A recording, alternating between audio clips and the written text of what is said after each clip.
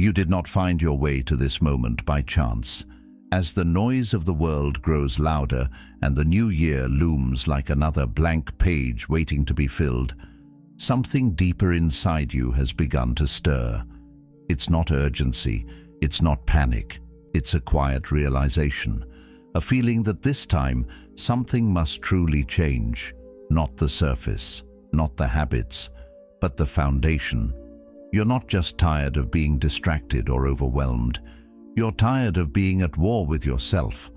And that's where this moment meets you. Not as a motivational high, but as a return. A return to the part of you that wants stillness, that craves clarity, that remembers what it means to feel whole. The Stoics believed that the answers we seek aren't out there, not in status, not in chaos, not in someone else's approval, but in how we choose to respond to life itself. They didn't chase freedom, they practiced it one breath at a time. And if that resonates, if you're ready to walk a path of strength, reason, and quiet power, please subscribe. For you, let this be your first act of commitment to a life lived deliberately, one step closer to becoming the person you were meant to be. Most people wait for the collapse before they listen. They wait until the walls of their life begin to shake, until the job falls apart, the relationship disintegrates, the motivation disappears. Then they scramble for answers. But the signs were always there, quiet, subtle, ignored. That restlessness you feel when you're doing everything right but still feel wrong inside. That's the first tremor. That constant loop of anxious thoughts, even when nothing's technically going wrong. That's the second. These are not random discomforts. They are warnings from the soul, signals that you've been living outwardly successful, but inwardly disconnected. The real earthquake never starts in your schedule. It starts in your perception. You've been so busy reacting that you forgot what it means to respond with intention. Each day you move through without reflection, each emotion you obey without understanding, each decision made out of pressure instead of principle. These are the silent fractures, and eventually they split everything wide open. It's easy to blame the world for the chaos, the deadlines, the noise, the expectations. But look closely. It's not the world that spins you into distress. It's your unawareness of your own mind. You've given up authorship and settled for reaction. Epictetus once said, "It's not what happens to you, but how you react to it that matters." Yet most people never question their reaction at all. They feel anger and speak without pause. They feel afraid and run. They feel tired and quit. No pause, no filter, no thought, just instinct. But you're not an animal. You're not a machine. You're a thinking being, a soul with depth. And depth requires reflection. Every transformation begins at the same moment. The moment you stop saying, "I don't know why I do this," and start asking, "What am I choosing to ignore?" That's where awareness lives. It doesn't arrive with a bang. It's quiet. It's the moment you look at a routine and realize it's just repetition, not purpose. It's when you feel anxiety, not as a punishment, but as a message. Your mind trying to wake you up. You don't need to burn your life down to change it. You need to stop sleepwalking through it. When you live in reaction, every minor disruption becomes a crisis. One email ruins your mood. One glance makes you question your worth. One mistake makes you spiral. It's not because life is cruel. It's because you haven't learned to return to yourself. That's the thing Stoicism teaches better than anything else. Your mind is your home. And when you don't clean it, anything from outside can take over. You cannot control the winds of the world, but you can build walls around your inner fortress. The earthquake isn't trying to destroy you. It's trying to expose what you've built on unstable ground, and what collapses under pressure was never strong enough to hold you in the first place. Carl Jung once wrote, "Until you make the unconscious conscious, It will direct your life and you will call it fate. That's the truth most people avoid. They don't want to admit that their suffering is often rooted in their own blindness, because that would mean they're not victims. It would mean they're responsible. But responsibility is not blame, it's freedom. When you realize that you've been living in patterns you never questioned, you stop chasing new outcomes with old behavior. You pause, you reflect, and slowly you shift. Awareness is the birthplace of all change, but it's also uncomfortable. It forces you to stop pretending. You'll see how much of your day is driven by fear, fear of missing out, fear of falling behind, fear of not being enough. You'll see how much you've confused busyness with purpose, how many things you do, not because they matter, but because they distract you from what does. That confrontation can feel like a breakdown, but it's not. It's a breakthrough, because only when the false self begins to unravel can the real self step forward. This is why 2026 has to be different. Not louder, not faster, not more goals and resolutions layered on top of a cracked foundation, but deeper, more honest, rooted. You are not here to perform a new version of the same identity. You are here to return to the truth beneath the noise. The inner earthquake doesn't come to destroy your life. It comes to show you where you've been living without presence, where you've made comfort more important than growth, where you've allowed the loudness of the world to drown out the wisdom of your own soul. And when you choose to meet that disruption with awareness instead of panic, with reason instead of reaction, everything changes. Not because the world gets easier, but because you get clearer, stronger, quieter inside. And from that quiet, you don't just survive life, you begin to shape it. So the question is no longer, how do I stop the earthquake? The question is, what have I been building on unstable ground? Because once you see it, you can rebuild. Once you feel it, you can listen.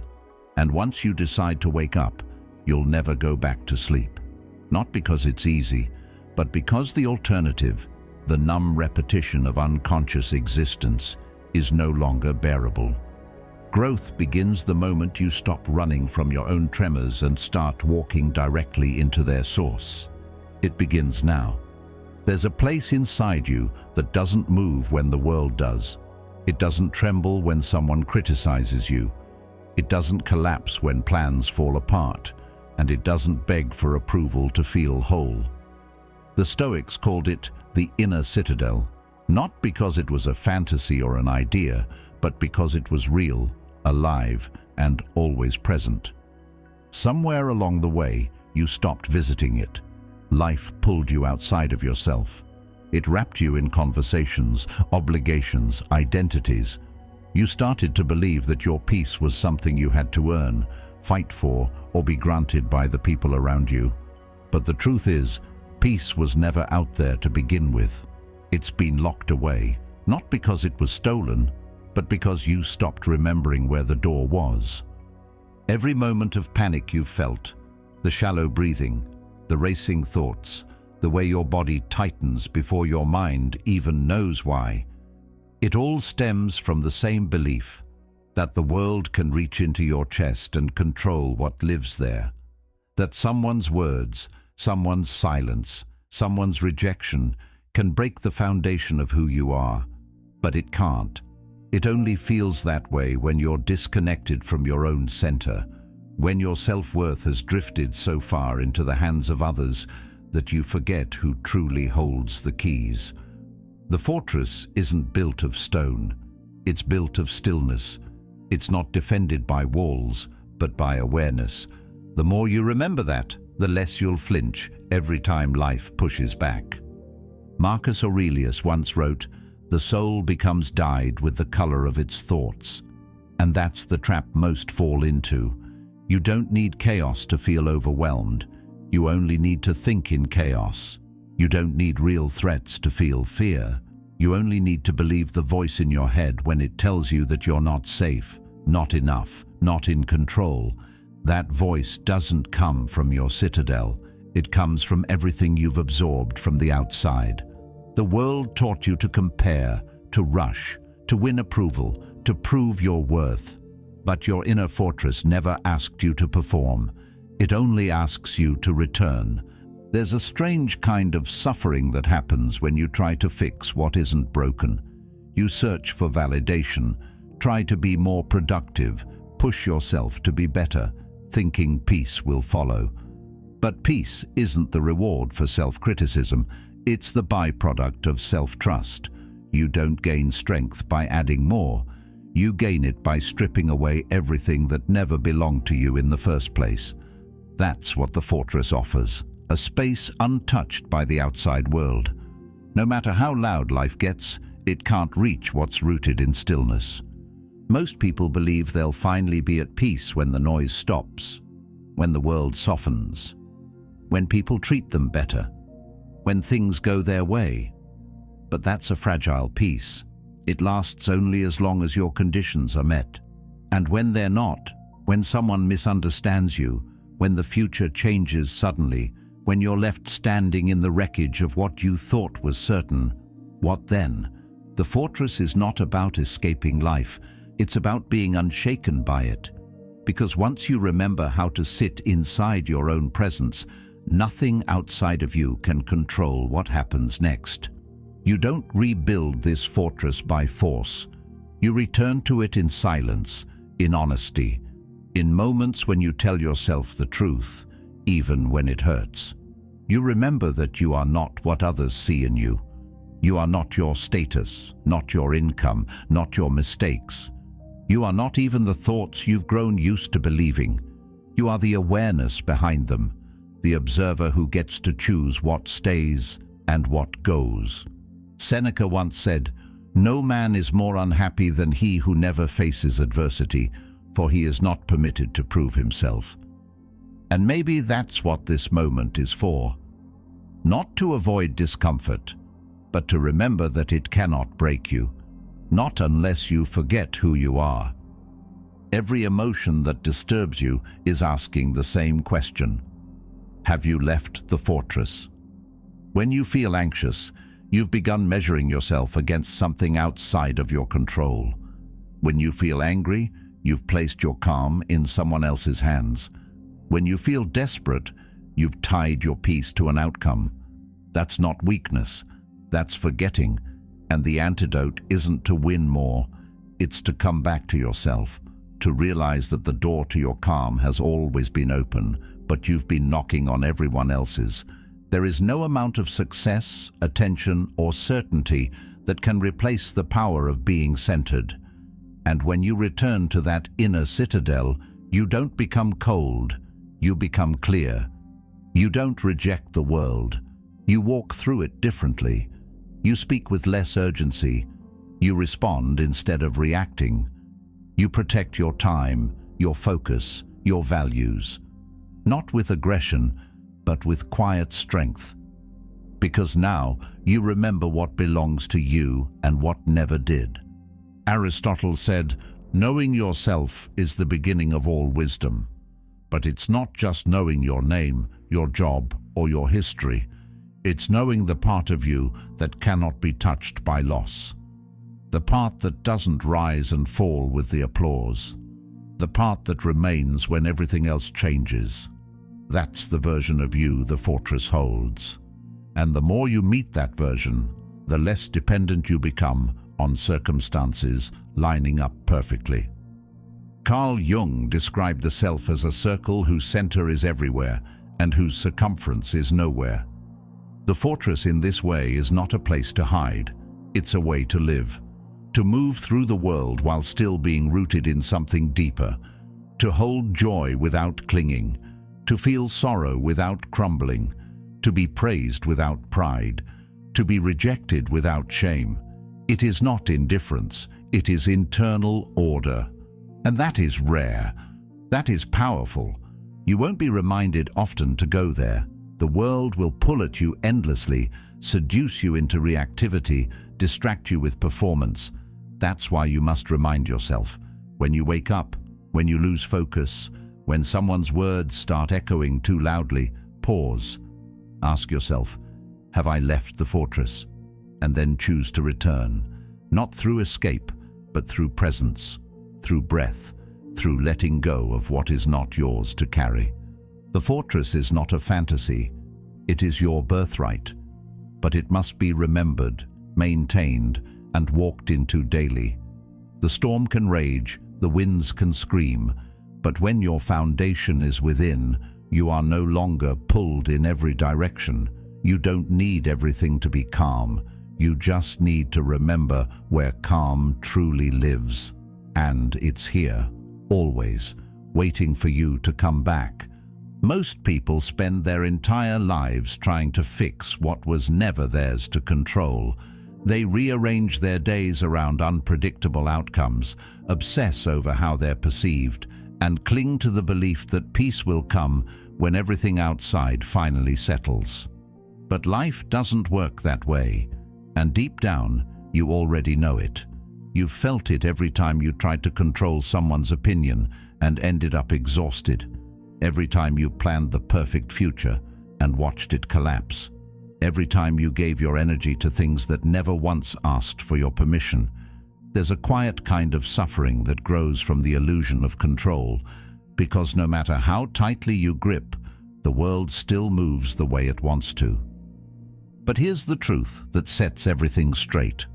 Control is not a feeling, it's a choice.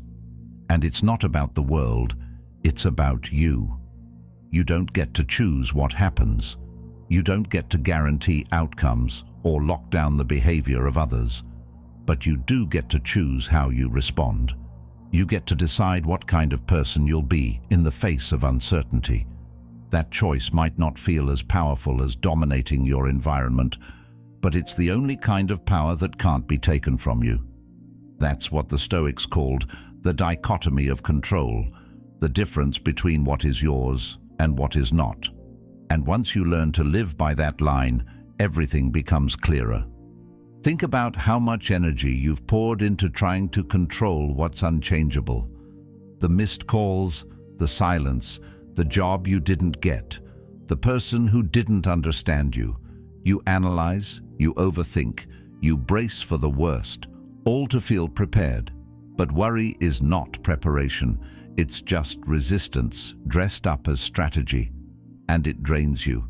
What if all that effort could be reclaimed and redirected toward what you actually can shape? Your thinking, your intentions, your character. Imagine the strength you'd build if you stopped trying to bend the world and instead learned to stand calmly within it. And they do pass.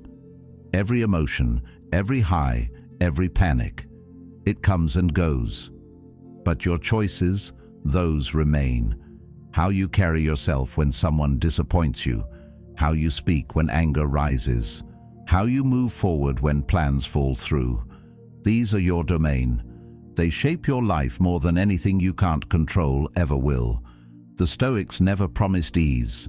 They promised clarity, because with clarity, you stop wasting your strength on storms you were never meant to stop. Seneca reminded us that we suffer more in imagination than in reality. And if you look closely, most of your suffering hasn't come from events themselves, but from your resistance to them.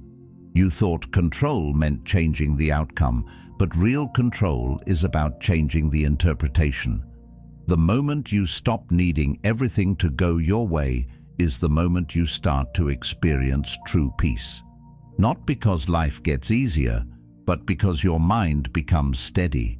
So many people confuse control with tension. They think being in control means being on edge, ready to correct, to fix, to anticipate. But that's not control. That's fear. And fear makes you reactive. It tricks you into believing that effort equals certainty. But the Stoic doesn't live for certainty. The Stoic lives for alignment, with reason, with virtue, with what can be known and chosen. When you align with what's in your power, you stop reacting to everything else. And you find a strange kind of calm that can't be touched by praise, by blame, or by chaos. There's a deep kind of relief that comes when you finally stop trying to manage the uncontrollable, when you stop checking your worth against someone else's behavior, when you stop trying to script conversations or chase outcomes, when you simply do your part, fully, honestly, with intention, and let go of the rest. That's not passive, that's mastery. It takes strength to focus only on your side of the equation. It takes clarity to let the world spin while you remain still. That stillness is not detachment, it's not indifference, it's wisdom. Epictetus said it plainly: freedom is the only worthy goal in life. It is won by disregarding things that lie beyond our control. That kind of freedom doesn't feel like force. It feels like breath, like room in your chest, like space in your mind. When you no longer carry the burden of outcomes, you begin to walk differently. You make decisions not out of desperation, but from clarity. You speak not to control how others hear you, but to reflect your own integrity. You give without strings. You let go without panic. You live without needing to grip everything so tightly. The world will keep moving. People will still misunderstand you. Things will break, shift, surprise you. That doesn't change. But what can change, what must change, is your relationship to all of it. You're not here to micromanage life. You're here to show up in your role, to do your part, to act with intention. Then release. Not because it doesn't matter, but because that's where your responsibility ends, and real power begins. Even Aristotle, long before modern psychology echoed the idea, emphasized the importance of voluntary action. He believed that virtue lies in choice, not in emotion, not in reaction, but in deliberate, intentional movement. So the question isn't, can I control this? It's, is this mine to control at all? And if it's not, then it's not yours to suffer over either. When you understand this, you start to protect your peace like you protect your time. You don't give it away to people's opinions.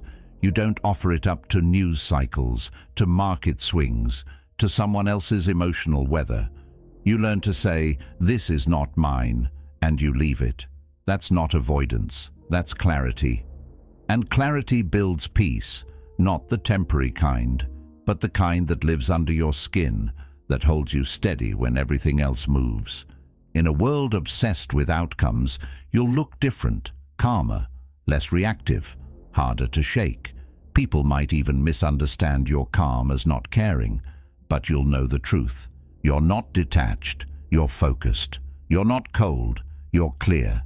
You've simply stopped giving away the most valuable thing you have, your response, to things that never deserved it. Control is not something you find, it's something you choose. And the more you practice choosing what's yours, the more powerful you become. Not because you can manipulate the world, but because the world no longer manipulates you. That's the kind of strength no one sees coming, the kind that isn't loud, but changes everything, starting with you. You've probably felt it, like life is pressing back against every step you take. No matter how hard you plan, push, or prepare, something always veers off course. Delays, detours, disappointments. You brace yourself, you try harder, and still, nothing seems to bend the way you want it to. So you push again. You overthink, you control, and slowly, without realizing it, you become the one turning peace into a battlefield. But life is not something to overpower. It's not something to dominate into stillness. It's a river, and rivers don't yield to force. Most people aren't tired because they've been moving too fast. They're tired because they've been resisting everything that moves. They're exhausted not from effort, but from friction, from trying to rewrite what already is. You can feel it when you're in that state. Every little inconvenience feels like an insult. Every challenge becomes personal. But the truth is, life isn't attacking you, it's just flowing. And if you keep trying to stand still in the middle of that current, it's going to pull you under. Not because it's cruel, but because that's what rivers do when you try to control their direction. Letting go doesn't mean giving up. That's the misconception. People hear acceptance and think weakness, but acceptance is strategy. Letting go is not about sitting down and doing nothing. It's about choosing not to waste energy on what can't be changed. That's strength. That's clarity. That's where your real power starts to show. Because when you stop trying to fight the current, you learn how to navigate it, how to use it, how to move with it instead of constantly against it. There's a certain grace in learning to pivot instead of push, in recognizing when it's not the plan that needs more effort, but the mindset that needs to shift. You don't always need a better method. Sometimes you just need to stop demanding that life match your expectations. The Stoics didn't believe in passivity. They believed in precision, in seeing what is, not what you hoped it would be. It's easy to get caught in the illusion that control equals safety. But if that were true, the most controlling people would be the most at peace, and we both know that's rarely the case. Control doesn't quiet the mind, it agitates it, because it places your peace in things that were never meant to be predictable. The market, the weather, someone else's behavior, a timeline that won't cooperate. And every time you demand that these things stay still for your comfort, you hand your well-being over to chaos. That's not strength, that's dependency. What you need isn't to stop the river, it's to understand its flow. Some days that means adjusting, other days it means pausing, and sometimes it means letting go of the very thing you thought you needed. That's not failure, that's movement, forward, adaptive, intelligent. Carl Jung once wrote, "What you resist not only persists, but will grow in size." That's the truth we all run from. The more you resist a situation, the more power it gains over you. But the moment you release the need to fight, the thing that felt so overwhelming suddenly shrinks. Not because it changed, but because your relationship to it did. You've probably seen it in your own life. The conversation you dreaded but finally had, and realized it wasn't as catastrophic as you feared. The job you lost that opened a door you never would have considered. The plan that failed but made space for something better. Those moments didn't come from force. They came from trust. Not blind trust in fate, but trust in your ability to respond to whatever comes. That's what navigating the river means. Not floating aimlessly, but guiding yourself with presence, not panic. You start to realize that every time life doesn't go your way, it's not necessarily going the wrong way. You just don't see the full picture yet. And that's okay. You're not supposed to. You're here to engage with what's in front of you, not to control what's ahead. That distinction changes everything. It lifts the weight you've been carrying.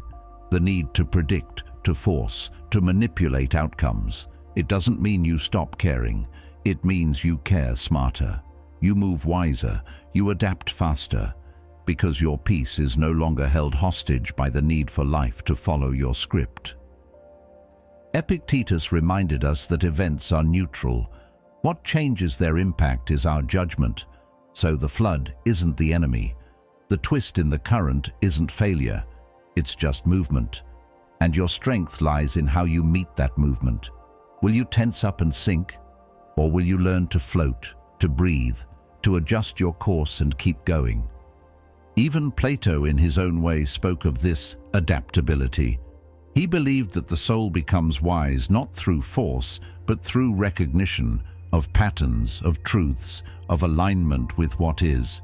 Wisdom is not rigidity, it's flexibility with purpose. And when you cultivate that kind of internal flexibility, nothing breaks you. You bend, you shift, you stay whole. So if you've been feeling worn down, tired from trying to hold everything together, it might not be because you're weak. It might be because you're still trying to stop a river with your bare hands. And maybe it's time to stop gripping and start gliding. Maybe it's time to let go, not in surrender, but in strategy. To move with the flow, not against it. Because what you resist will wear you out. But what you engage with, What you learn to ride, to navigate, that's what turns you into someone unshakable. This year is not asking you to fight harder. It's asking you to move smarter, to stop demanding that everything bend to your will and start noticing how much easier life becomes when you work with its rhythms instead of against them. That's not giving up, that's growing up. It's trading control for clarity, panic for presence, resistance for direction. Let go. Not because you don't care, but because your energy is too valuable to waste on a fight that doesn't lead anywhere. Let go so you can finally move. Most people wait for perfect conditions to feel okay. They wait for the sun to come out, for the wind to settle, for life to hand them the ideal moment before they act, grow, or breathe again. But life doesn't work like that. The weather changes. Sometimes it rains when you need light. Sometimes the storm lingers far longer than you thought you could endure. But still, you're not powerless. Because your power was never in controlling the sky. It was in how you tended the ground beneath your feet. Think of your mind as soil. It holds the potential for everything. Growth, beauty, strength, but also decay. Neglect it, and it doesn't stay neutral. It grows whatever is planted, intentionally or not. That's where most people go wrong. They wait, they get distracted, and while they're looking up at the sky, wondering when life will be easier, the weeds start creeping in. Quietly, subtly. Thoughts of doubt, habits of avoidance, small fears that grow roots. And before long they wake up in a garden they don't recognize, a life that doesn't reflect who they truly are. But here's the truth. You don't need perfect weather to grow something beautiful. What you need is daily care. You need to notice what's growing and ask yourself if you put it there. You need to remove what doesn't belong, not with force or frustration, but with presence. The mind is not a battlefield, it's a garden, and even when it's been neglected, it will respond to care. That's the miracle of it. No matter how overgrown it gets, it can still be restored if you start today. So ask yourself, what are you watering? What are you feeding daily? Every repeated thought is a seed. Every habit is water. Every ignored emotion is a root system forming quietly beneath the surface. And just because you can't see the damage immediately doesn't mean it isn't happening. Over time, neglected thoughts become patterns. Patterns become identity. And identity becomes fate. But fate isn't fixed. It's just a result of what you've cultivated, consciously or not. Seneca wrote, "It is not the man who has too little, but the man who craves more, that is poor." In a world that keeps telling you to do more, chase more, control more, the real power lies in simplicity, in tending to your own space, in realizing that wealth isn't external, it's internal. It's a peaceful mind, a clear intention, a set of values that can't be shaken by temporary storms. The danger is when you start blaming the weather, when you forget that every gardener has to deal with wind, heat, and rain. The difference is how they prepare, how they adapt, how they show up each day anyway, regardless of the forecast. That's what Stoicism teaches, not indifference but discipline, not withdrawal but clarity. You don't wait for peace, you build it, one thought at a time, one routine, one morning you didn't skip, one truth you finally accepted. And what about the frost? The hard days that burn through your hope and leave you wondering if anything good can grow again. Those days are part of the process. They prune you, they test the roots. They teach you what can survive, what was shallow, and what must be replanted. You don't run from those seasons. You learn from them. You observe. You adjust. You let them refine your focus so that when the warmth returns, you know exactly what to grow next. Aristotle once reflected that we are what we repeatedly do. Excellence, then, is not an act, but a habit. This isn't about grand gestures. It's about returning to the soil every day, even when it's hard, especially when it's hard, to weed out what doesn't serve you, to nurture what does, to believe that even on the days when progress is invisible, your presence is making a difference, because it is. Every time you pause before reacting, you tend your soil. Every time you choose clarity over chaos, you reinforce your roots. Every time you resist the urge to compare yourself to someone else's harvest, you protect your peace. That's what a real gardener does. They don't envy another garden. They focus on their own. This is your space, your mind, your values. And yes, the storms will come, but storms pass. Weeds can be pulled, soil can be renewed. What matters most is that you don't abandon it, that you don't hand your garden over to the world and ask it to take care of what only you can. Your inner world isn't the world's responsibility, it's yours, and the more you honor that, the more unshakable you become. Marcus Aurelius reminded us, "You have power over your mind, not outside events. Realize this, and you will find strength. That strength is not loud, it's not explosive, it's steady, quiet, rooted. It's the kind of strength that doesn't need to prove itself because it's already done the work. It doesn't argue with the weather, it adapts, it keeps going, it grows, no matter what. So maybe this isn't the year to control everything. Maybe it's the year to care for what's already yours, your thoughts, your space, your presence. Let the storms come. Let the winds rise. You have tools, you have discipline, you have choice, and most of all, you have the garden. Don't wait for peace to fall from the sky. Plant it, water it, protect it. It's already inside you, and it's been waiting for your return. Something happens, you're late, the meeting already started, a payment didn't come through, someone said something that stung. In that instant, the event is real, but what you feel, that comes after. That comes from you. It comes from the story you attach to it, the meaning you assign without even realizing. Suddenly, being late means you're undisciplined. Losing money means you're doomed. An insult means you're not enough. But none of that is fact. It's judgment. And judgment, more than the event itself, is what actually breaks you. We often think pain comes from the outside, but it's not the world that cuts so deeply. It's the blade we turn inward, every time we believe a thought without testing it. This is the part most people miss. The mind doesn't just record reality, it interprets it, and interpretation is everything. That's why two people can experience the same situation and walk away with entirely different truths. One sees failure, the other sees feedback. One sees rejection, the other sees redirection. Same moment, different story, and that story determines everything that follows. This is where Stoicism becomes something far more human than people give it credit for. It's not about ignoring emotion. It's about understanding where that emotion is born. The majority of our pain doesn't come from the thing itself. It comes from the spiral that follows, the assumption, the internal blame, the mental forecasting of everything that will now go wrong. One simple moment snowballs into a catastrophe, but only because we gave it momentum.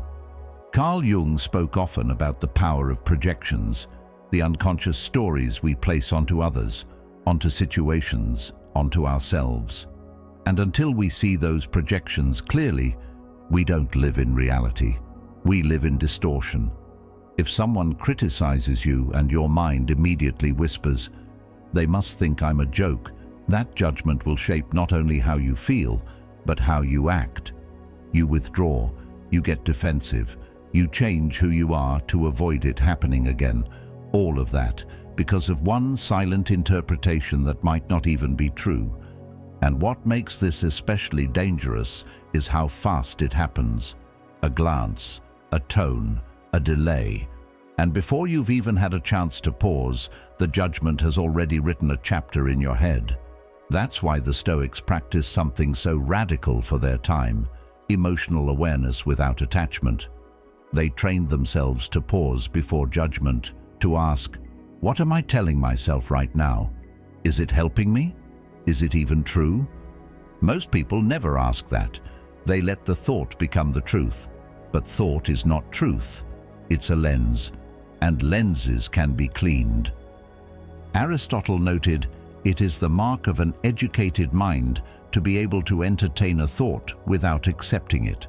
In other words, you can notice an emotional reaction without letting it take over. You can observe a judgment rising and still choose to sit with it rather than submit to it. This is not suppression, it's sovereignty. Because when you blindly obey your judgments, you lose control of your experience.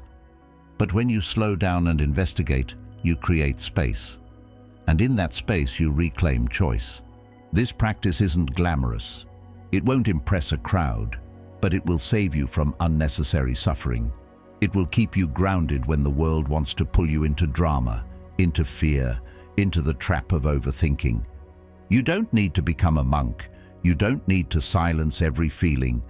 But you do need to get honest about the voice inside that labels everything before you even realize it. Let's be clear, there are real things worth grieving, worth fighting for, but clarity matters. If someone disrespects you, that's a problem. But assuming that means you're worthless, that's your judgment speaking, not truth.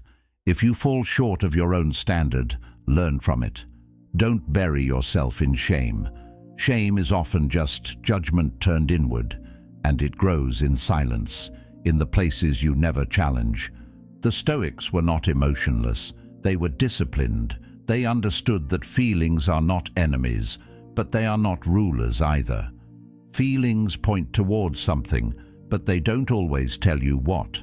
That's your job, to ask, to listen, to sift through the noise until you reach something real. That's the work of a philosopher, not to deny the world, but to see it clearly, to remove the fog of assumptions, and to respond with intention.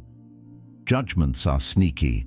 They wear the costume of truth, but they're often just defense mechanisms, stories created to protect you from uncertainty. If something bad happens and you immediately decide, I'm cursed, then you've wrapped the moment in meaning.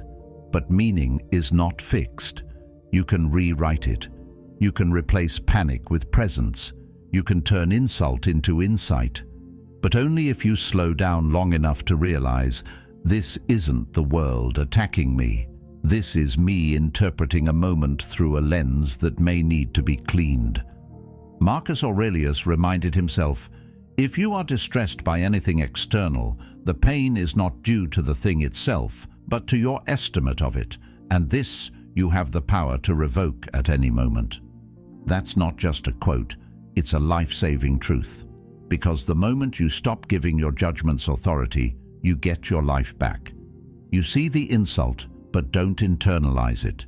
You feel the setback, but don't catastrophize it. You see a flaw in yourself, but don't turn it into a sentence.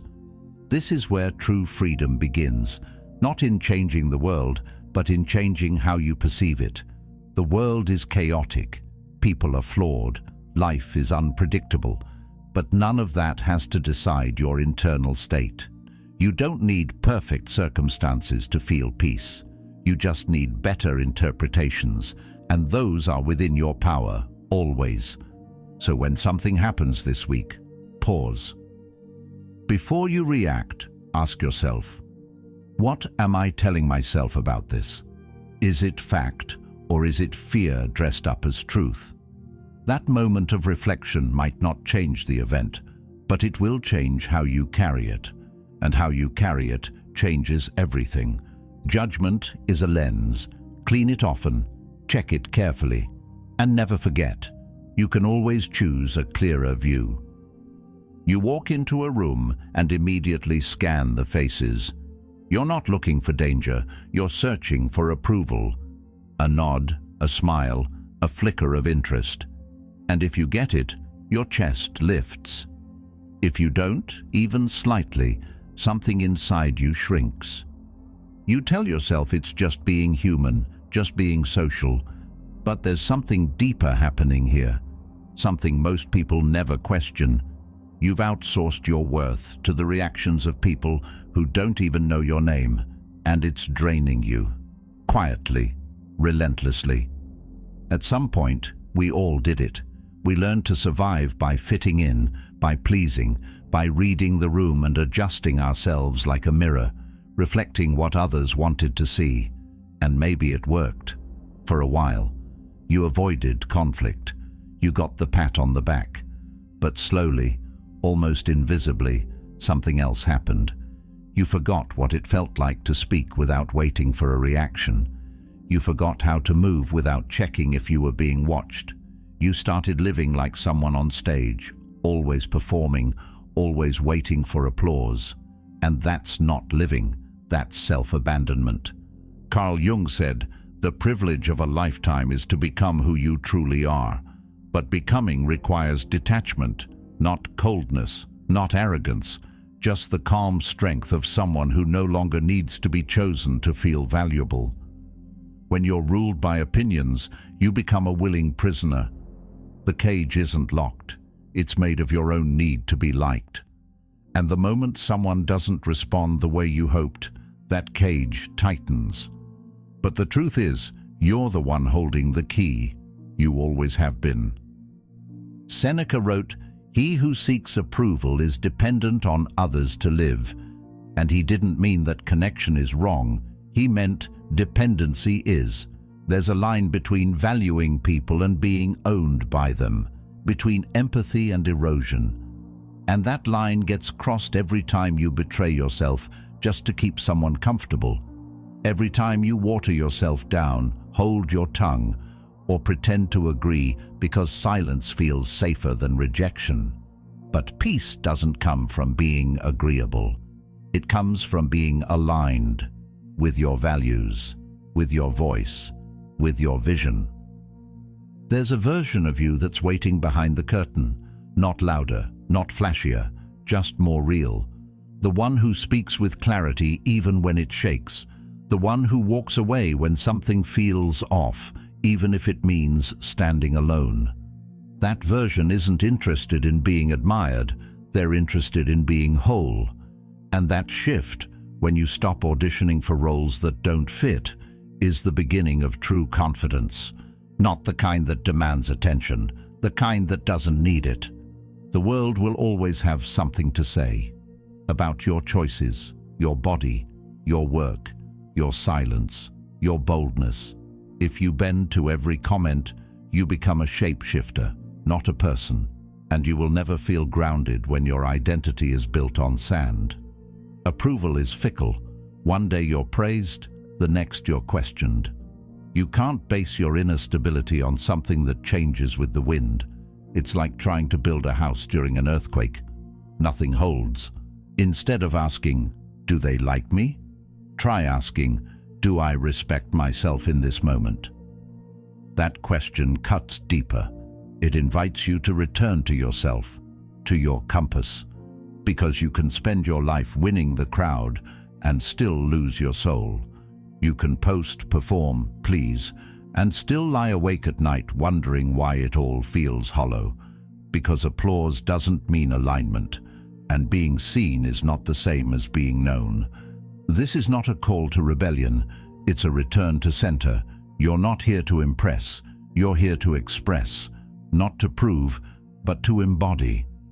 You don't need louder opinions, you need a quieter mind, one that doesn't flinch every time someone frowns, one that doesn't collapse when someone disagrees. That's the difference between seeking peace and being peace.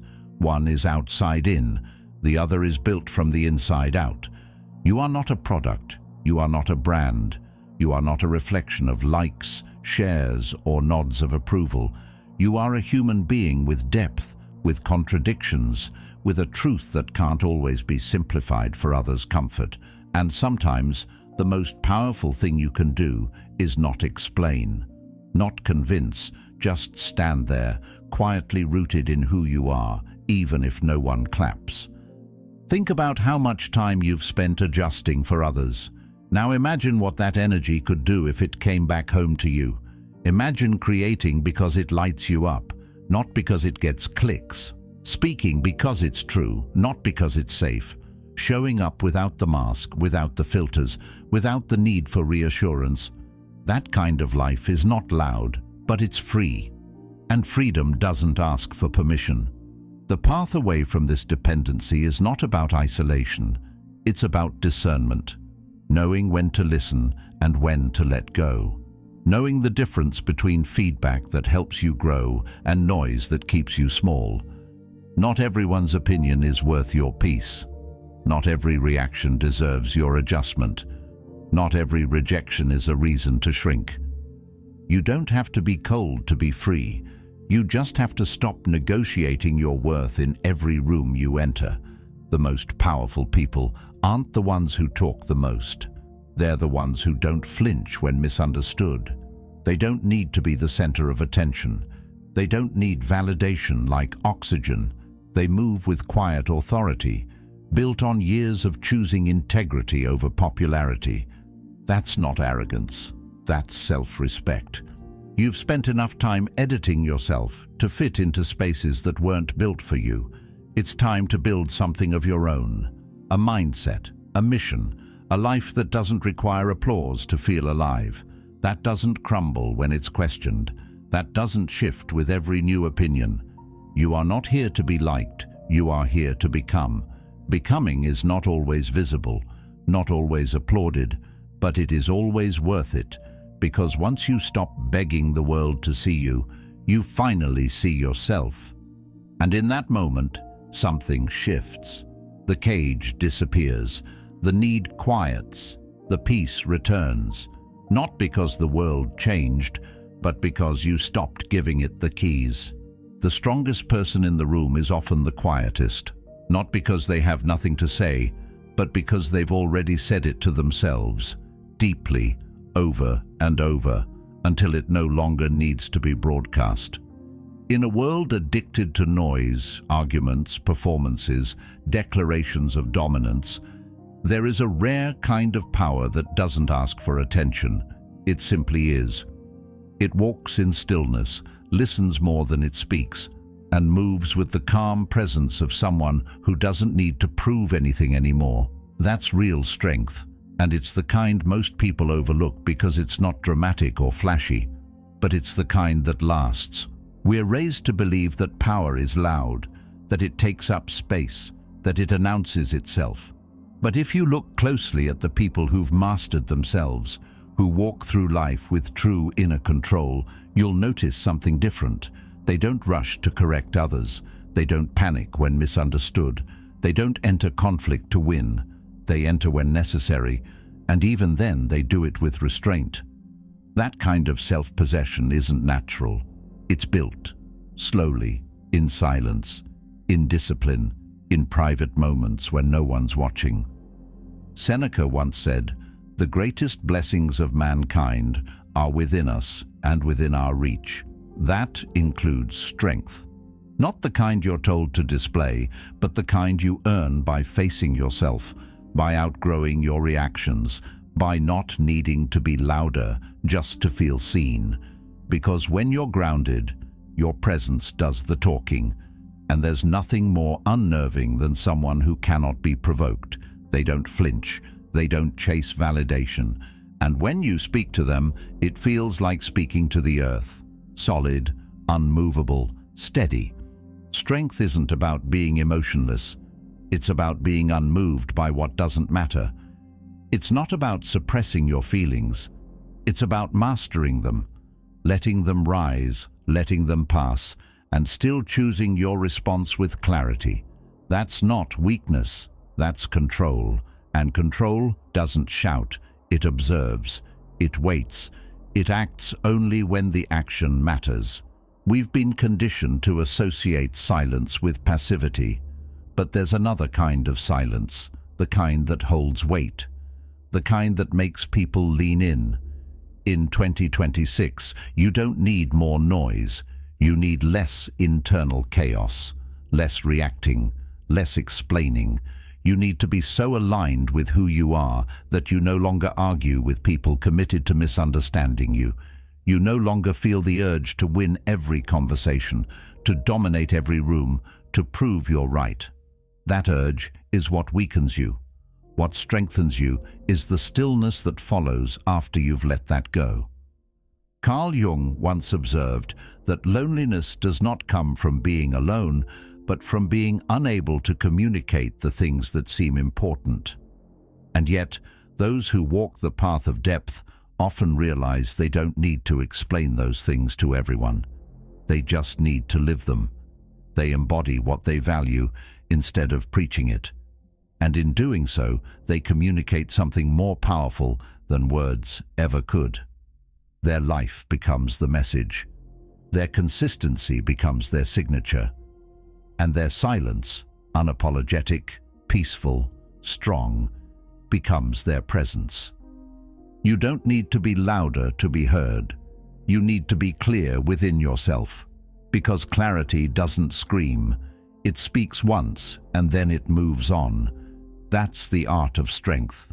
To state your boundary without begging for it to be respected, to walk away without threatening, to lead without needing applause. That kind of strength doesn't rise from pride. It rises from purpose, and it's always rooted in something deeper than ego. Think of a tree that stands through storms. It doesn't yell back at the wind. It doesn't argue with the rain. It just remains. That's you, when you stop flinching every time someone tries to challenge you, when you realize you don't owe a response to every provocation, when you start choosing your energy like it costs something, because it does. Every time you get pulled into unnecessary conflict, every time you waste time defending your character to someone who never respected it, you lose a piece of your strength. And in 2026, you reclaim it, not by fighting louder, but by standing firmer. People often think power is about being fearless, but real power is about being calm in fear. It's not about never doubting yourself. It's about not acting from that doubt. It's about holding space for uncertainty without letting it run your life. It's about realizing that the most intimidating thing you can do is to stay steady when everything around you shakes. That's not indifference, that's mastery, and mastery is always quiet. The most dangerous opponent isn't the loudest one. It's the one who can't be manipulated, the one who doesn't take the bait, the one who knows exactly who they are and what they stand for, and refuses to be pulled into emotional chaos. That's what silence offers you, not detachment, but leverage, not apathy, but strategy. You can still care deeply and speak sparingly. You can still love fiercely and respond selectively. Silence doesn't mean you're afraid. Sometimes it means you're so grounded that nothing outside you can unseat you. And in the space between what happens and how you respond, silence becomes your weapon. Not passive silence, but intentional stillness. The kind that allows you to pause, assess, and respond from a place of wisdom instead of reflex. That's the kind of silence that builds your inner fortress, the kind that others sense and respect. 2026 isn't asking you to be more aggressive. It's asking you to be more anchored, to stop wasting your breath on things that don't move your mission forward, to let your results speak louder than your voice, to let your actions build your credibility, because when your focus is precise, your energy becomes intimidating. People will notice, not because you're demanding their attention, but because you're no longer asking for it. Let this year be the year you stop arguing with people who aren't building what you're building. Let it be the year you step out of the noise and into the rhythm of your own life. Let it be the year your stillness becomes your shield, because nothing shakes the world more than a person who cannot be shaken. And once you reach that place where your silence speaks for you, you'll understand that was the strength you were chasing all along. Most people try to survive their past. Few ever learn to love it, Because love, in this sense, doesn't mean approval. It doesn't mean liking what hurt you. It means refusing to be broken by it. It means refusing to waste another year resenting the things you cannot change. Amor fati, love of fate, isn't poetic. It's a decision, a discipline, a choice to not just accept the uncontrollable, but to harness it. It's what happens when you stop asking, "Why did this happen to me?" and start asking, "What will I do with it now?" There's a moment, maybe quiet, maybe violent, where everything you expected falls apart. A betrayal, a loss, a collapse of plans you thought were secure. In that moment, your instincts will beg for escape. You'll want to rewind time, to choose differently, to erase pain. But you can't. No one can. And once you truly grasp that, you're faced with a deeper question. If I cannot change the past, will I let it control me, or will I learn to walk through it and come out stronger? Amor fati doesn't mean you enjoy the storm. It means you become the kind of person who grows because of it. You take the broken pieces and you build something new. You take the silence left behind by someone who walked away, and you learn to hear your own voice more clearly. You take the failure, and instead of letting it define you, you let it refine you. You begin to see that what felt like punishment was actually preparation. And with time, you stop seeing it as something that happened to you and start seeing it as something that awakened you. Marcus Aurelius wrote, "A blazing fire makes flame and brightness out of everything that is thrown into it." That is amor fati, not passive acceptance, but active transformation. To take even the worst experiences and use them as fuel, not to burn others, but to burn brighter. Because there's something powerful about a person who's walked through the fire and stopped asking for justice. They've moved beyond blame, beyond bitterness. And that movement doesn't come from forgetting. It comes from choosing to carry it differently. You were never meant to be untouched. You were meant to be tested, hardened, shaped. What broke your heart? What humbled your ego? What stripped away your illusions? That wasn't the end of your story. It was the beginning of a deeper one. And maybe you needed to lose your way to find a path that was never visible until you had nothing left to lose. The path that doesn't rely on control or perfection, but on courage and clarity.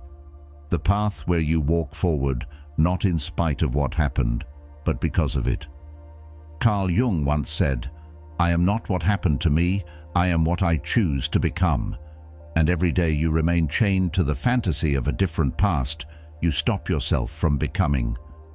Amor fati isn't blind optimism. It's radical acceptance. It's facing the wound and saying, "You don't scare me anymore." It's acknowledging pain without turning it into your identity. It's letting the story continue instead of freezing it in the moment of loss. You can spend a lifetime in resistance, fighting reality, denying what is, or you can take a breath, unclench your fists, and start building something new from exactly where you stand. Maybe the worst thing that ever happened to you also handed you the tools to build the strongest version of yourself. Maybe the very thing you hated the most was the thing that forced you to grow. Maybe that's what fate really is. Not a fixed path, but the raw material you're given to work with. And it's how you work with it that reveals who you are. You've been taught to chase what's easy, but nothing easy ever built depth. Nothing smooth ever carved wisdom into your bones. That comes from falling apart, from letting go, from sitting in silence long enough to hear your own voice again, from realizing that while you can't choose everything that happens, you can always choose what it makes of you.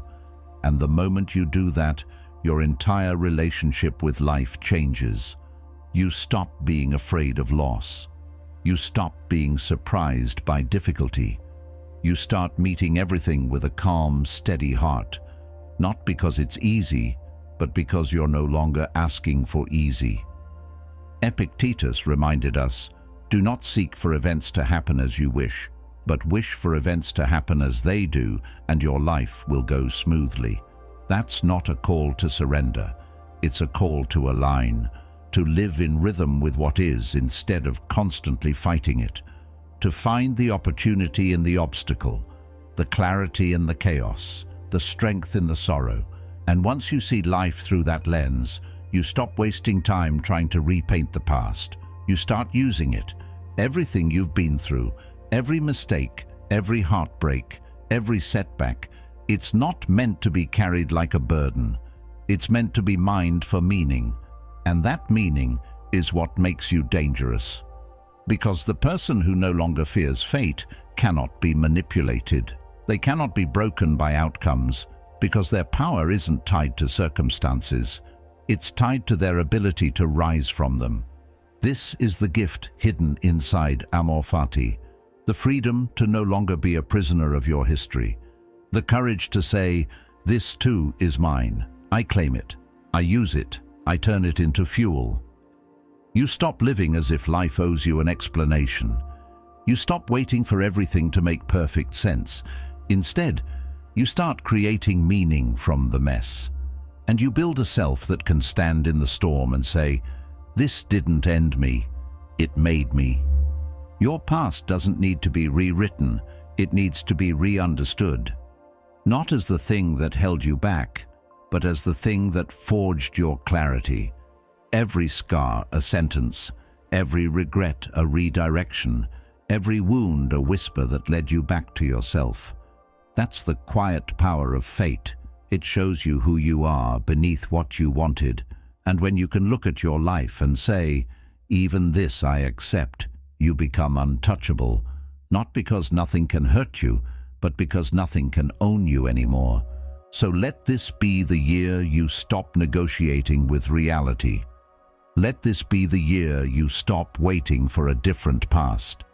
Let this be the year you love your fate, not because it was easy, but because it shaped you, because it forced you to see what actually matters, because it taught you how to rise without apology. And in that rise, you find something deeper than comfort. You find meaning, you find peace, you find the unshakable power that was buried beneath your resistance all along. Fear was never your enemy.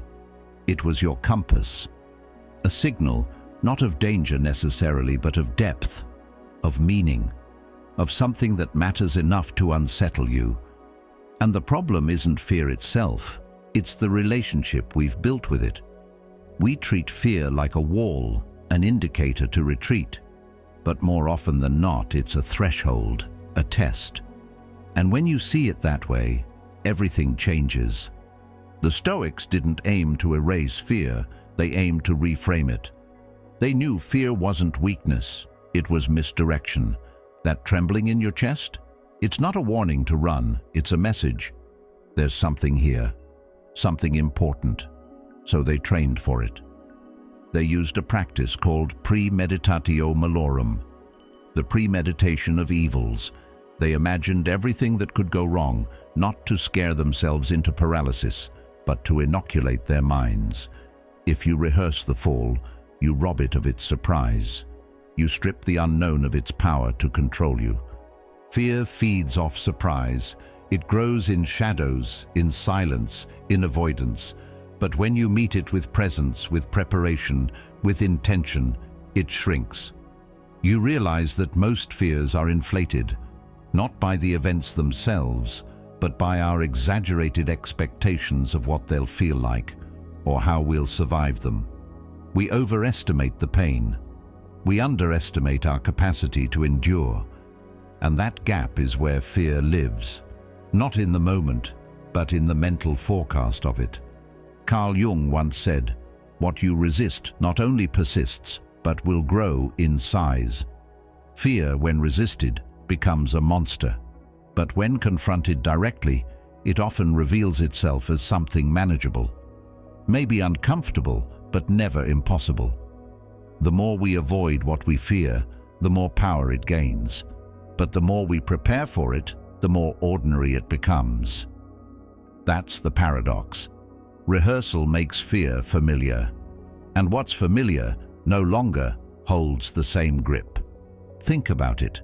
How many times have you dreaded something for days, weeks, even months, only to go through it and realize it wasn't nearly as bad as you imagined?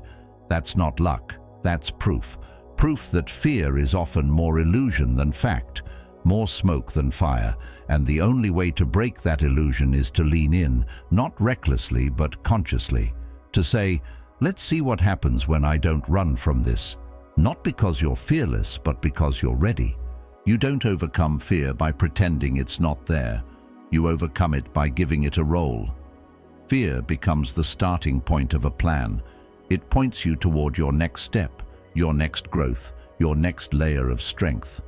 And once you integrate it, you stop waiting for confidence to begin. You start building confidence by acting in the presence of fear, not in its absence. You can imagine the worst. You can walk yourself through failure, embarrassment, loss. You can stare down each scenario and ask, what would I do? How would I respond? What could I prepare now so that if it ever does happen, I won't be caught off guard? That's not negativity. That's strategy. And once you've faced it in your mind, you walk through life a little lighter, because if it comes, you're rehearsed. And if it doesn't, you're stronger just for preparing. So many people live in a constant hum of anxiety because they haven't looked fear in the eye. They carry vague worries like weightless fog, always present, never examined. But once you define it, you take away its ability to ambush you. You say, I've thought about this, I've sat with this, I've made peace with this, and I'm ready. That's where freedom starts, not in eliminating fear, but in confronting it so thoroughly that it no longer controls your choices. Seneca said, "We suffer more often in imagination than in reality." And that line holds a quiet truth. Most fear is fiction, self-authored, made of assumptions and stretched-out scenarios that rarely materialize the way we imagine. But still, we give them power because we don't challenge them. Because we don't pause and say, let me test this fear. Let me walk it out to its end and see if it still deserves my paralysis. What happens when you stop seeing fear as a red light and start seeing it as a signpost? A clue, a message that says, there's something here worth exploring, something that scares you because it demands more of you. And when you feel that, when your hands shake and your breath quickens, don't pull away. Lean in. That edge you're standing on, it might be the boundary of your current self and the entrance to your next one. Strength isn't never being afraid. Strength is knowing what to do when fear shows up. It's rehearsing the worst, not to be morbid, but to become unshakable. It's acknowledging the risk, preparing for the storm, and then walking forward anyway. Because your life will never be free of risk, but it can be free of cowardice. It can be guided not by what you fear, but by what you choose to face. And once you start living that way, you realize something else, that most of the things you feared weren't even real. They were shadows, memories, doubts inherited from people who never had the courage to face their own. But you don't have to carry them anymore. You get to choose your fears. You get to face them. And in doing so, you start to feel something even deeper than courage. You start to feel calm. Because nothing surprises the mind that's already prepared. Let fear show you the gaps in your readiness, not your worth. Let it teach you what still needs strengthening, not what you should avoid. And most importantly, let it remind you that you're still growing, still expanding, still stepping into parts of yourself that were once locked behind old limitations. So if fear arises, don't shrink. Expand. Breathe deeper. Look it in the eye and say, I've met you before, and I'm not afraid of you anymore. Because fear was never the signal to stop. It was always the invitation to rise. Death has always been misunderstood. We think of it as the finish line, the final curtain, the vanishing. But it's not. It's the fire under your feet, the quiet ticking beneath every choice you hesitate to make. It's not the enemy, it's the urgency. And the more you try to forget it, the more life slips away unnoticed. Memento mori doesn't mean dwell in sorrow, it means awaken. Shake the sleep from your eyes and remember, this, all of this, is temporary. And when you really grasp that, something shifts inside you. You stop assuming you'll have time to fix things later. You stop delaying the apology. You stop rehearsing your dreams for an audience that may never arrive. Suddenly, what matters becomes sharp, clear. You see that the weight you carry, resentment, pride, hesitation, is costing you the only thing you can't get back, time. And the fear of death? That starts to fade, because you're no longer wasting life pretending you have more of it. Marcus Aurelius once wrote, "It is not death that a man should fear, but never beginning to live." That's the tragedy. Not that we die, but that we die full of things unsaid, untried, unloved. Death isn't the loss. The real loss is never showing up fully to what's right in front of us. And that's why memento mori isn't morbid, it's mercy. It reminds you that every moment matters. Every glance, every breath, every word is part of the only life you're given. Don't spend it on autopilot. There's a strange thing that happens when you remember death often. You become more alive, not reckless, not desperate, but intentional. Present, you eat slower, you listen deeper.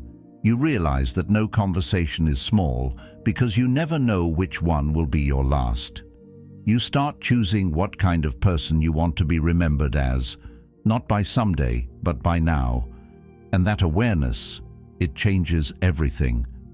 When you stop fearing death, you stop fearing rejection. You stop waiting for perfect timing. You realize there is no perfect time to start that book, take that leap, or say what you really feel. There's just now. And the truth is, tomorrow is a rumor, next year is a maybe. But today, this moment, this is yours.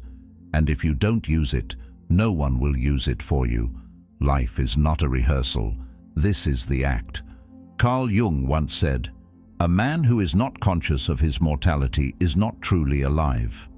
And that's the spiritual paradox of remembering death. It doesn't weigh you down. It wakes you up. You realize you don't need to chase significance. You just need to show up. With presence, with truth, with courage. Because when you live like you're dying, you stop compromising. You start honoring your path, not because you're sure it will succeed, but because you're sure you don't want to waste time pretending to be someone you're not. You begin to notice that most people don't really live. They exist.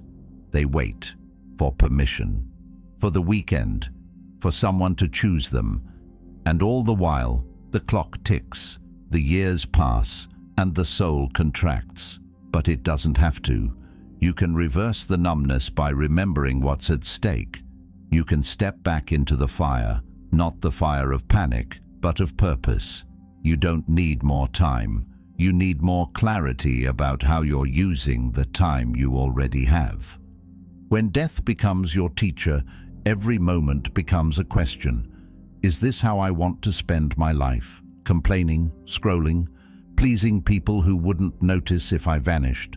Or do I want to start living deliberately, creating memories I'd be proud to take to the grave? That's the gift of mortality. It sharpens your gaze. You stop chasing forever, and you start pouring your soul into now. Seneca reminded us, "It is not that we have a short time to live, but that we waste much of it." And those words cut deeper than any warning, because they expose a truth we don't like to face. We're not running out of life because of death. We're running out because we give our energy to things that don't matter. We gossip, we argue, we procrastinate, not realizing that every act of distraction is an act of surrender. We trade time for nothing, and then wonder why we feel empty. But the moment you take mortality seriously, everything unimportant starts falling away. The drama, the noise, the fear of what people think. You begin to live lighter, not because life is easier, but because you've stopped carrying what doesn't belong to you. You're no longer afraid to speak your truth, to take risks, to let go of things you once thought were permanent, because you know nothing is. And that knowledge, it sets you free. Even love changes when you remember death. You hold people closer.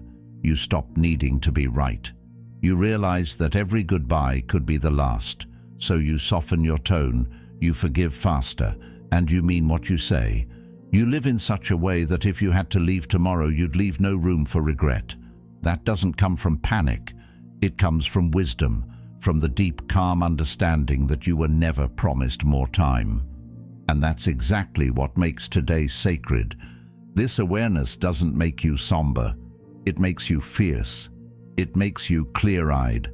And it gives you the strength to walk away from anything that wastes your life's fire.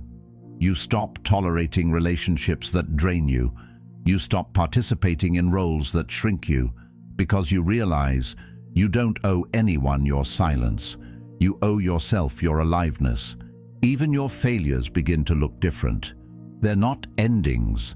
They're proofs that you tried, that you risked, that you weren't asleep.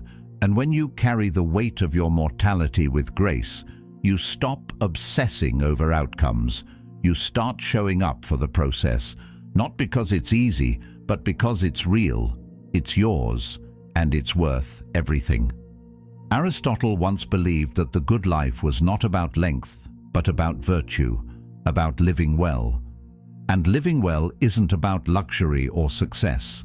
It's about alignment, about honoring what you value, even when it's hard, about walking the path you believe in, even when it's lonely.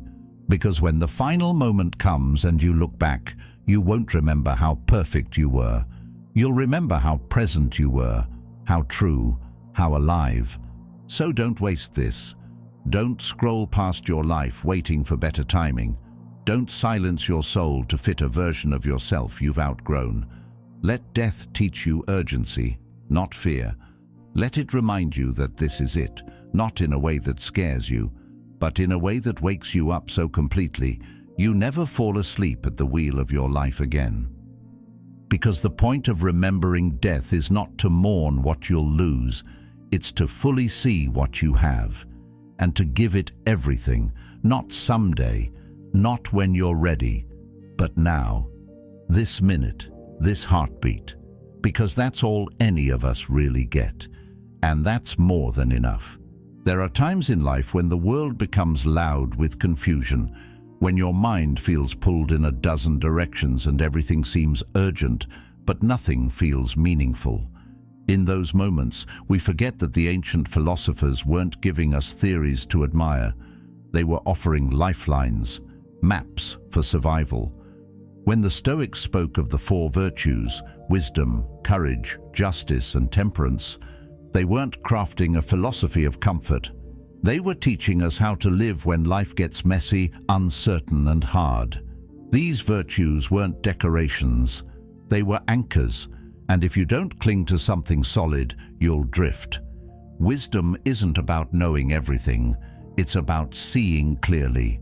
When chaos knocks at your door, wisdom lets you pause, take a breath, and ask, not what feels good, but what's true, not what's easy, but what's right.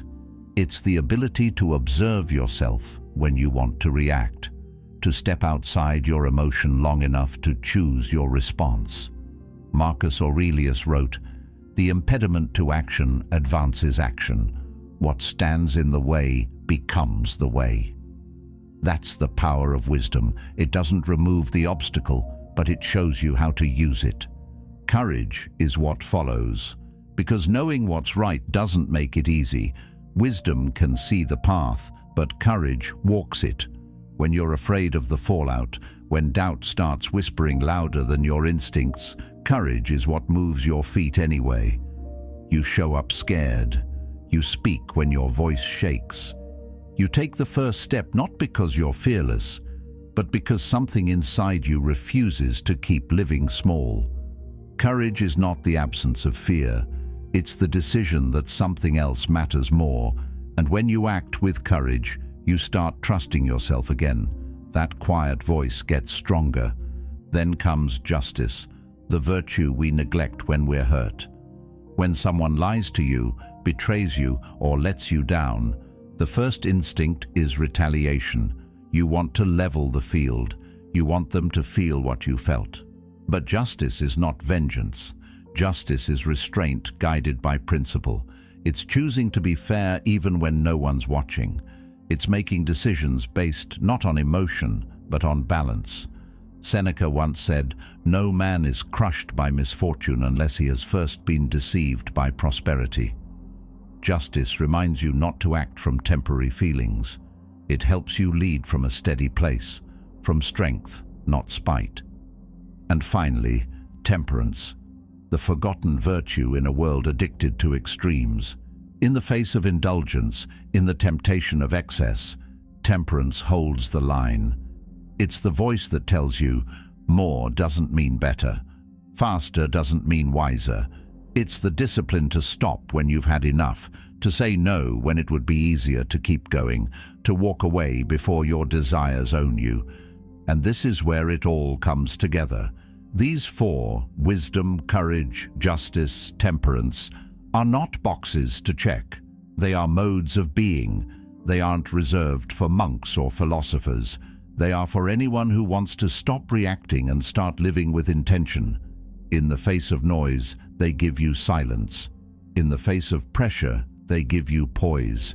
You won't always get it right. Sometimes you'll fall short. But the point isn't perfection. It's alignment. Alignment means your actions mirror your values. Your choices reflect your truth. You don't just say you want peace. You act in ways that protect it. You don't just admire resilience. You cultivate it when no one's clapping. You live in such a way that your internal compass doesn't need to be explained. People feel it. You become rooted, clear, and hard to shake. The beauty of the four virtues is that they cover all terrain. Confused? You lean on wisdom. Scared? You call on courage. Betrayed? You choose justice. Tempted? You return to temperance. That's how you stay grounded when the world spins. That's how you live a life that doesn't fracture under pressure. You don't wait for the perfect moment to be better. You choose to practice these virtues now, quietly, daily, especially when no one is watching. Carl Jung once said, "You are what you do, not what you say you'll do." And that's the quiet test of virtue. It doesn't announce itself. It shows up in your habits, in your reactions, in the way you treat people when you're tired. Virtue is lived, not declared. It becomes the invisible structure that holds your life together when things fall apart. And they will fall apart. That's not a question.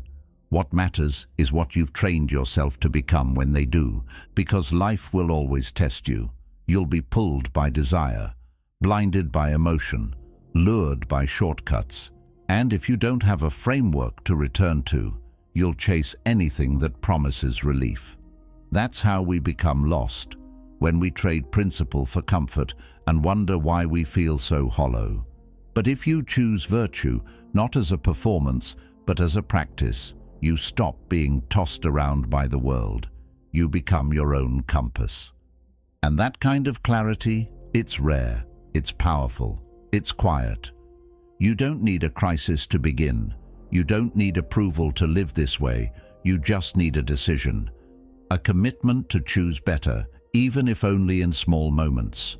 To pause before reacting, to breathe before judging, to check in with your values before letting your emotions speak for you. That's how you build a life that holds its shape under pressure. There's something deeply peaceful about knowing that you're living by something deeper than impulse, that you're not just reacting to the world, you're responding from within. And when you begin to live this way, you realize you don't need to control everything. You don't need to fix everyone. You just need to stay true to the path. Your path, the one shaped not by trends, but by timeless truths. And slowly, people start to notice, not because you're louder, but because you're calmer, not because you're perfect, but because you're steady. Your presence becomes a mirror, a reminder that strength doesn't have to shout, that integrity can be silent and still move mountains, and that living a good life isn't about having less pain. It's about facing life with more wisdom, more courage, more justice, and more discipline than yesterday. You become someone others trust, not because you have the answers, but because you've chosen to live the questions with character. You're not chasing perfection, you're honoring the practice. And in a world that's obsessed with what's trending, that's a rebellion. A quiet, powerful rebellion. The kind that builds something that lasts. So when the day feels heavy, return to the virtues. Let them guide you back. When you're unsure, ask yourself, not what feels good, but what feels true. You already know the way. You just have to choose it. Not once, but again and again. That's how you become unshakable. Not by avoiding the storm, but by learning how to stand inside it with a steady heart. You're going to feel it, that wave of heat when someone disrespects you, the sting in your chest when you're overlooked, the silent burn of comparison when someone else wins while you wait. These moments are human. Emotion isn't a flaw in your design, it's a signal that something inside you is alive. But here's where we get it wrong. We think strength is not feeling, that Stoicism means becoming numb, shutting down, pushing away every flicker of discomfort. That's not discipline, that's denial, and denial has a cost. It builds pressure in the shadows of your mind until it breaks through, not as clarity, but as chaos. Because what you don't face will find its way out. And usually, it chooses the worst time to speak. Stoicism never taught you to run from emotion. It taught you how to welcome it with clarity. To open the door, nod your head, let it speak, but never hand it the wheel. The goal isn't to become a machine, it's to become a master of your own response. In every reaction, there's a sliver of space, a breath, a blink, a brief silence between the rise of the feeling and the movement of your body. That space is where power lives. It's where choice waits. And if you miss that moment, if you fill it with noise or rush past it to satisfy a craving, you lose more than composure. You lose alignment. You drift from who you are into who you've been trained to be by fear, ego, and habit. That's the real danger, not emotion itself, but the reflex that follows when you stop thinking clearly. You'll hear people say, "I just had to say it. I couldn't help myself." But that's not truth, it's surrender. It's the language of someone who gave their power to a moment, who traded long-term peace for short-term release. That's not freedom. That's being ruled by your own unexamined mind. And if you keep acting on impulse, you start to believe that chaos is normal, that being controlled by your emotions is just part of being human. But it's not. It's just common. There's a difference. You were made for more than reactivity. The Stoics didn't strive for emotional suppression. They trained for emotional transformation. When anger showed up, they studied it. When jealousy stirred, they examined the story beneath it. When fear whispered, they leaned in with awareness instead of retreating with shame. That's the art. Not to avoid the storm, but to become someone who can stand inside it without being thrown around by the wind. Impulse wants immediacy. It wants a reaction now. It doesn't care about consequences. It wants to be fed. It's quick, loud, and often wrong. But discipline is different.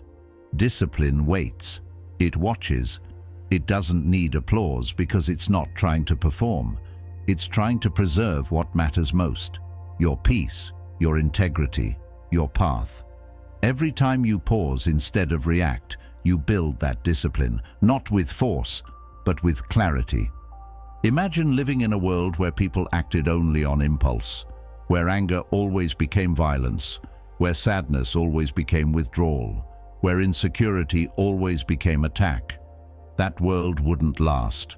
And yet many live in versions of it daily, not because they are bad, but because they've never been shown another way.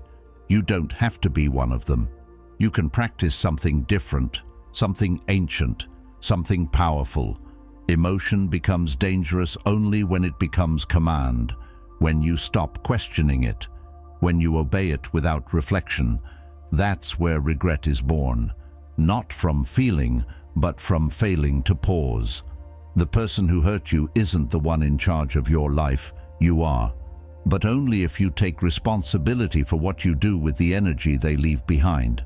That's real strength, not clenching your jaw, not bottling everything up until it explodes, but opening the door to the feeling, listening, learning, and then choosing your response. Not from pride, not from fear, but from truth. Seneca once wrote, "No man is more unhappy than he who never faces adversity, for he is not permitted to prove himself." Your emotions are not interruptions to your growth. They are invitations to it. They show you what still controls you, what still unsettles you, what still owns too much of your mind. But they also show you your edges, your potential, your capacity to hold discomfort without running from it. And each time you do, you reclaim a part of yourself that was once lost in the noise. Don't fear emotion. Fear the story that says you are powerless in its presence, that you must obey it to be real. That feeling deeply means acting recklessly. It doesn't. Some of the strongest people feel more than anyone, but they've learned how to hold it, to sit with it, to walk through it without becoming it. That's what makes them grounded.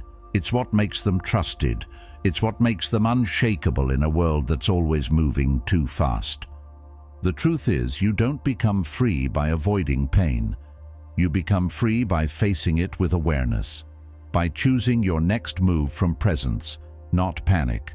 And when you do, the emotion loses its control. It may still visit, but it won't stay, and it won't define you. That's what the Stoics knew. That's what you can learn. The power isn't in feeling less. It's in using the space between the feeling and the action to choose your life instead of reacting to it. It won't be perfect. Some days you'll snap. You'll say too much. You'll retreat when you wanted to rise. That's part of the process. The goal isn't to erase every mistake. The goal is to return to awareness faster each time, to shorten the gap between reaction and reflection, to learn your triggers and respond to them like a student, not a victim. That's how you grow. That's how you break cycles. That's how you become someone you trust. Emotions are messengers, but you are the author. And once you realize that, everything begins to change. You no longer move through life fearing your own mind. You start moving through it with understanding, with patience, with clarity. That's what real control feels like. Not forcing everything to be still, but learning to be still within whatever rises. There is a quiet confidence that comes from not being owned by what you feel, not denying it, not drowning in it, but standing in it, breathing through it, choosing your words, choosing your next step. Not because you're trying to impress anyone, but because you've decided to live in alignment with who you want to be. And that decision, that's the most powerful one you'll ever make. Because while the world will try to provoke you, test you, confuse you, your job is simple. Stay grounded, stay clear, and use the space. Use the space between emotion and action to lead yourself toward the kind of life you won't have to explain. One built not on impulse, but on intention. One where you don't fear your emotions, you guide them. And in doing so, you become something most people never even attempt to be.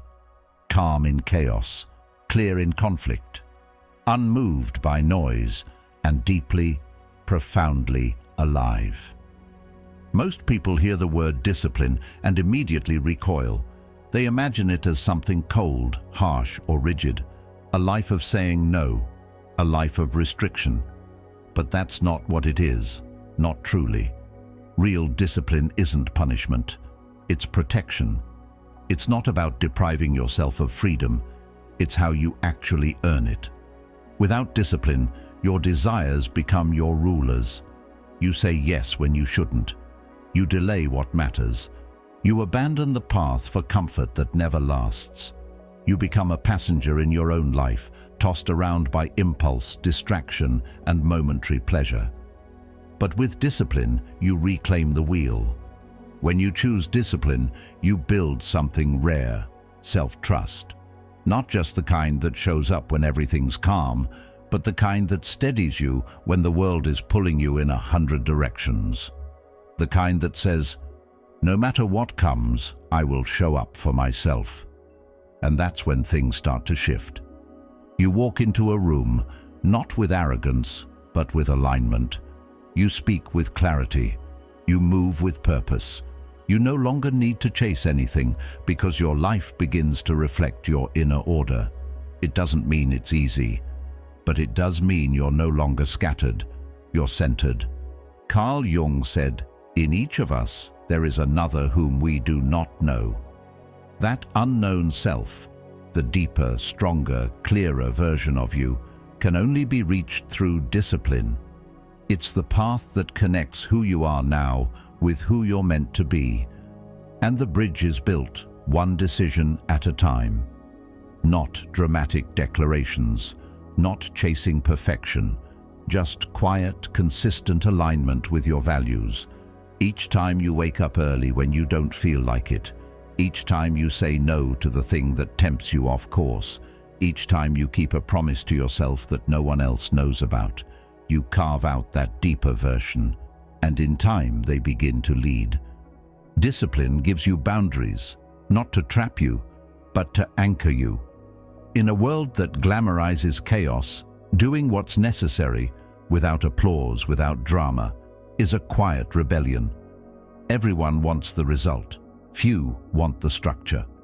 But the Stoics knew, structure is the soil of greatness. A tree doesn't become strong by growing in every direction. It becomes strong by staying rooted, by reaching down before it reaches up. You don't need more options. You need fewer, better ones. You don't need 100 paths. You need one you're willing to walk every day, even when it's boring, even when no one's watching.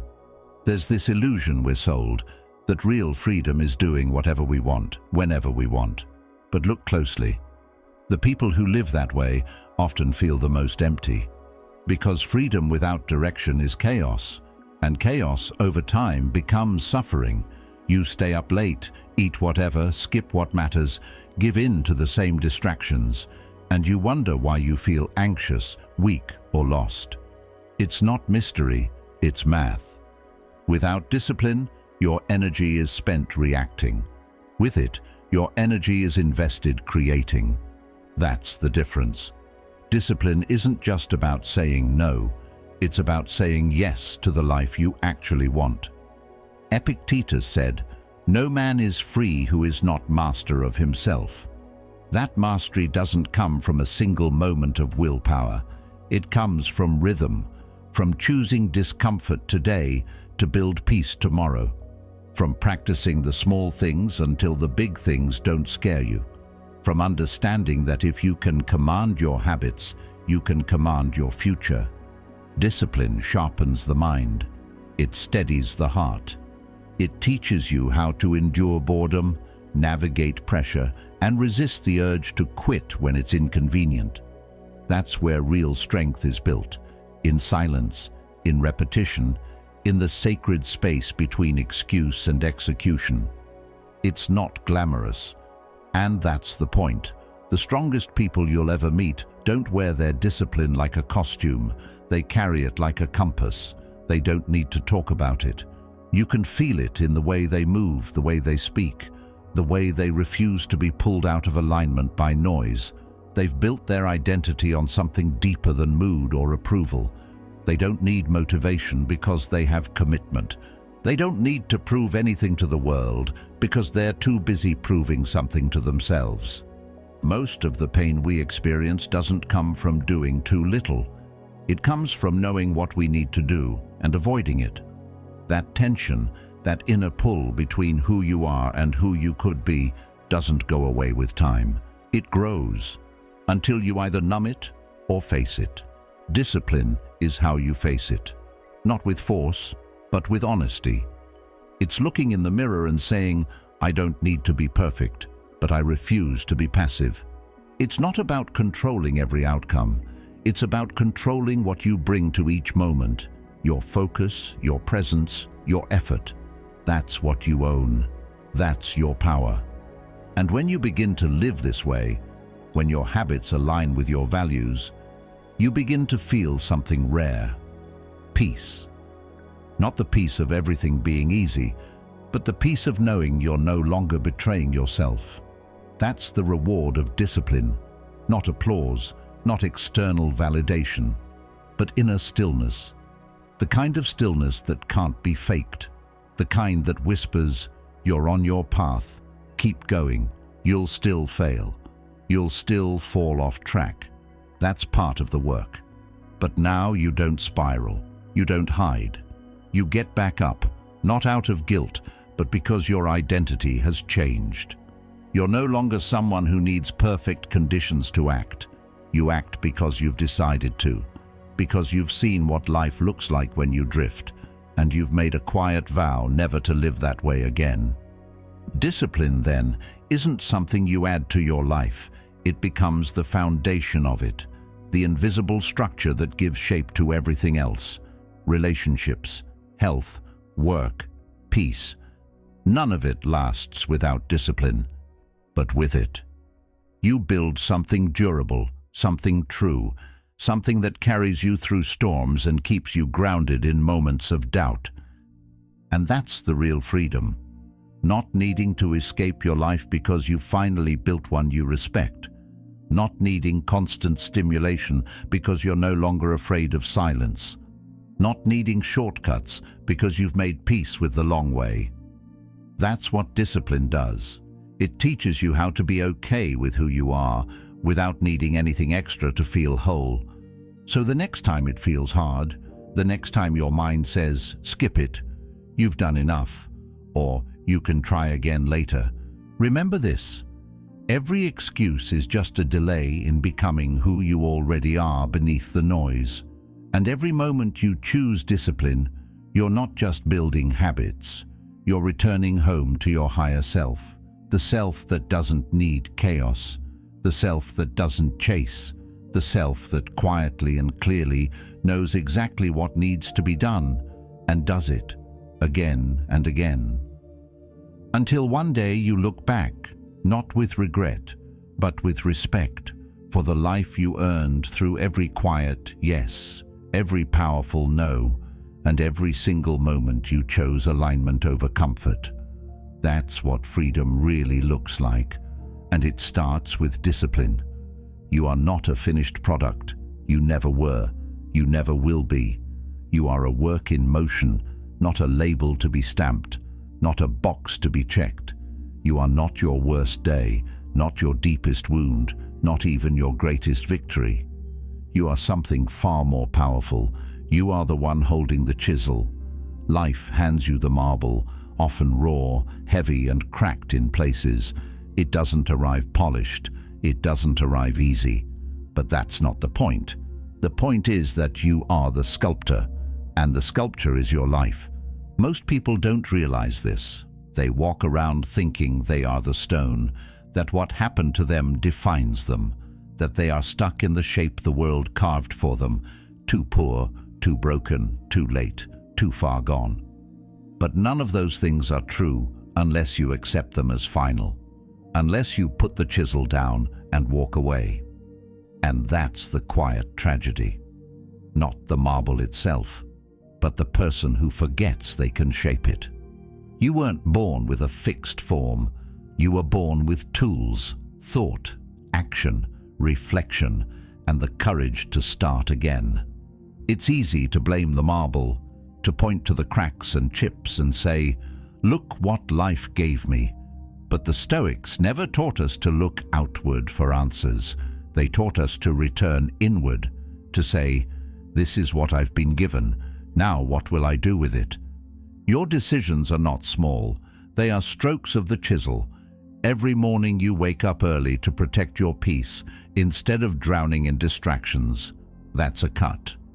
Every time you choose discipline over indulgence, that's a refinement. Every moment you catch yourself before reacting in anger or fear and instead breathe, pause, and choose a higher response, you're sculpting. And over time, those daily choices accumulate. They reveal something. A shape begins to form. And it looks more and more like the person you were meant to be. The chisel is not always obvious. Sometimes it's the silence you keep when you want to defend yourself. Sometimes it's the boundary you set even when your voice shakes. Sometimes it's simply choosing not to quit. One more rep, one more hour, one more step. These moments may seem forgettable, but they are not. They are defining. Because while the world watches for explosions and applause, the sculptor knows greatness is shaped in the quiet, in the grind, in the space between noise and clarity. No one else can sculpt your life for you. They can give opinions, they can offer tools, they can even criticize your process, but they don't hold your hands. Only you do. Only you decide if today's choices will echo regret or resilience. Only you can choose to carry the chisel when it would be easier to point fingers. And that's the power people forget they have. The power to shape themselves through action, not through avoidance. You are allowed to evolve, allowed to change shape, allowed to say, "I no longer want to live like this." That's not failure. That's mastery. Because sculptors don't cling to every mistake. They don't panic when a piece breaks off. They adjust, they reimagine, they adapt the vision. That's what it means to be human, to stay flexible in form but grounded in purpose, to understand that your masterpiece is not behind you. It's in every future moment you choose to pick up the chisel again. The problem is never that the marble is flawed, it's that we forget how much can be done with imperfect material. Think of the people who've been through trauma, loss, abandonment, yet they became light for others, not because life was kind, but because they turned pain into polish. They didn't sculpt perfection, they sculpted meaning. That's what real artistry looks like. Not symmetry, but soul. Not surface, but substance. Too many wait for better marble, a better time, a cleaner slate. But waiting is not shaping. Waiting is how the marble sits untouched. And nothing erodes potential faster than neglect. Life doesn't ask you to wait. It asks you to engage, to do what you can with what you have, where you are. Because while others are waiting for a perfect block of stone, you can be chiseling. While they wait to feel ready, you can be creating, sculpting clarity out of chaos, stillness out of stress, purpose out of pain. And no, it won't always look beautiful while you're shaping it. Sometimes the dust gets in your eyes. Sometimes a piece chips off that you thought was essential. But that's how masterpieces are made. Not in theory, in motion, in mess, in the raw moments that don't make it to the highlight reel. You don't need a blueprint. You need a commitment to not let your life become a lump of wasted potential. So take this year, take 2026, and do more than survive it. Sculpt it. Don't just get through the days. Shape them, design them, turn routine into ritual, turn struggle into strategy, turn silence into strength. There is no secret tool coming. You already have what you need: thought, choice, and time. Time, most of all, because you don't have forever. The marble is not infinite. Every day you let pass is a piece of it gone, but every day you choose to shape it, that's a form of legacy. Let your habits reflect your sculpture. Let them chip away at the unnecessary. Let them reveal your outline, not the version of you that conforms, pleases, or hides, but the one that stands still in the storm and says, "This is who I've decided to be." That version won't come by accident. It will come by effort, repetition, attention, patience. There's a quiet power in knowing that the future is not something you find, it's something you carve. Not all at once, but day by day, hour by hour. 1,000 invisible moments that leave a visible result. And one day, someone will look at your life, not the highlight reel, but the real thing, and they'll see the strength, the integrity, the clarity etched into every curve, and they'll know that was no accident. That was art, sculpted by someone who refused to live unshaped. So the question isn't what kind of life you've been handed. The question is, what will you carve from it? You don't need to be perfect. You just need to be intentional. One choice, one moment, one cut at a time. The masterpiece isn't waiting to be found, it's waiting to be shaped. So pick up the chisel and start carving. Your life is not a draft. It's the final piece. If this spoke to something deep in you, there's another video waiting on screen right now that will take you further down this path. Watch it next and keep building the life you were meant to live. Thank you for being a part of Stoic Journal.